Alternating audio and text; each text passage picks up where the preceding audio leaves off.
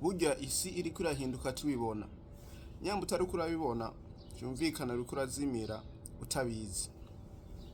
Jesse postinga kuwa kangahe? Kuwa kabiri. Mugani ibintu biriko biraba n'ibintu bishusha, n'ibintu na jewe mvuga ngo ati nge ndabivugeko kubera ibintu bifata abantu bose kwisi, wewe jewe twese. Postinga kuwa gatatu bambe kuwa kabiri, mugani kira kuwa gatanu ivideo ya Ibiriko. Ari video mperuce gushirako yo ku uburyo bwo kwizera, genda uyirabe maze uyirungikire n'abagenzi bawe. Rero no munsi ibintu tugiye kuvuga ko aho ijambo ngiye kuvuga ko ivyiyumviro vyitekerezo fisi no munsi bishushe burya abantu benshi bibaza ngo tubuzima niki. Iyo ni siri mfise nayo nyene, ugiye kuri playlist turashobora kwiraba. Mugani no munsi ngiye kuvuga ko ibintu bijanye n'ibintu biriko biraba muri Uganda.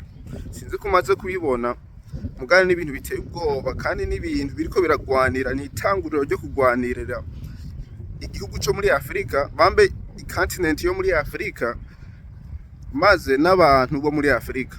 Itanguriro ni foundation y'ibintu biri imbere. Urumva n'ibintu biteye ubwoba.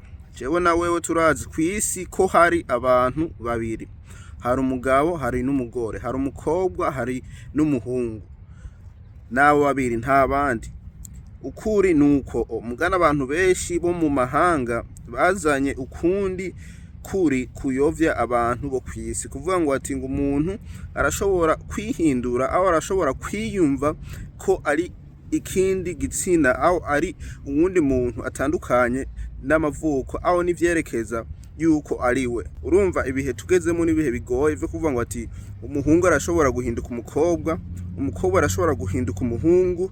N'ibintu biteye ubwoba. Nico gituma muri Uganda ibintu biriko birabayo ari ibintu by'itanguriro byo kumenya ni gutahura kwisi igeze ahantu habi. Je kweri ntakubeshe sinzokubwira ngo ati ibintu bimeze gute, bimeze ukunge n'umuntu ashobora urumva n'ibintu biteye ubwoba. Ni shetani nyene yatanguye ibintu kubera na kera ntivyariho. Mugani muri iki gihe umenga ni ibintu biri hejuru cane kuruta ni vyatanguriye. Abantu bakibagira yuko umuhungu n'umukobwa ari ukuri kw'Imana, kandi bakibagira yuko ari kone bikwiye kumera, kubera n'ibintu natwebwe twibonera, n'ibintu natwebwe tubona, tumenya, dutahura, kandi ibintu bidashobora guhinduka. Mugana abantu shetani abantu arabahindura uke ugasanga n'ivyo binyoma bizogera ahantu tuvuga ngo ati nukubiri ngo nukukuri, naho ni vya binyoma vyagiye mu maraso y'abantu bakabigira ukuri. Rero ibintu biriko biraba muri Uganda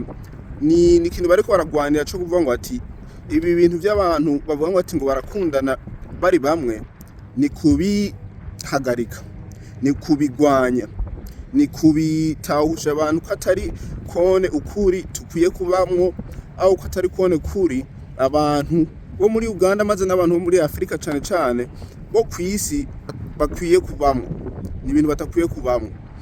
Rero muri Uganda hariho hariho amategeko bagomba gushiraho avuga ngo ati uri umuntu akunda uwundi muntu muhuza ibitsina ingorane, kandi amategeko azofatwa kugira ivyo bintu ntibibe, kugira ivyo bintu biriko biraza byo kwikukira uko kuvuga ngo ati abagabo ni ku bagabo, abagore ni ku bagabo, ngo bibe ubwigenge babikate. Rero hari usanga hageze igihe niyo bypassinga, niyo bayemeza ayo mategeko, niyo bayemeza, niyo Yoweri Museveni yayasinya, gihe bazovuga ngo ati wowe umeze ukunuku bazogufunga, bazogucira amande y'ayo mategeko agushira mu buryo bwo guhanira ivyo vyaha uri kurakora. Urabona keshi na keshi ibihugu byo muri Afrika bikunda gufashwa n'ibihugu byo hanze. Rero ikintu cyose kibaye mu bihugu byo hanze mpaka kibe ni muri Afrika, naho yoba ari ikintu abanyafrika batagomba, mpaka abo bantu b'abanyamahanga bakibashiremwo atari ku neza barashobora gukoresha ingufu. Urumva n'ibintu nyene bigomba, ibintu nyene abantu bagomba, aho ibintu ibihugu byo hanze bigomba kubikwira hose.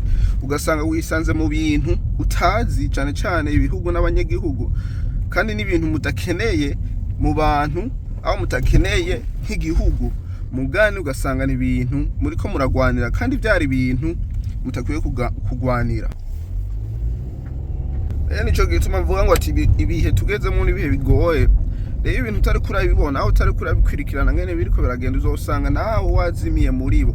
Naho utovuga ngo ati ngo wewe ngukunda abantu muhuza ibitsina, gusa n'ibintu uzosanga hagiyeho amategeko, aho hagiyeho ibintu ugasanga nawe wisanze mu ngorane utazi, ugasanga n'ibihe biriko birahinduka. Sivyo byonyene byo kuvuga ngo ati ngo abantu ngo barabanya aho barakundana, ugasanga n'andi mategeko ari imbere kubera ibi bintu bavyemeye ntibishobora kubuzwa n'ibindi bintu twebwe abantu tutashobora gutahura bazozana batwemeze tena. Kubera ikintu gitangura bukebuke ugasanga wisanze mu bintu bikomeye kuruta n'itanguriro yavyo. None urumva niyo Uganda yemeza ibi bintu uzosanga bigoye, ni wa musingi uzoba uguye kubera n'ibindi bihugu uzosanga bishe navyo nyene bigwa mugo ruduwa bigwa muwo mwonga, ugasanga biriko navyo nyene biremera ivyo bintu kugira bibe mu gihugu cavyo. Urumva n'ibintu biteye ubwoba. Kimba ukirabiye video ntiwibagire kugira subscribe. Urumva ni ibintu bigoye.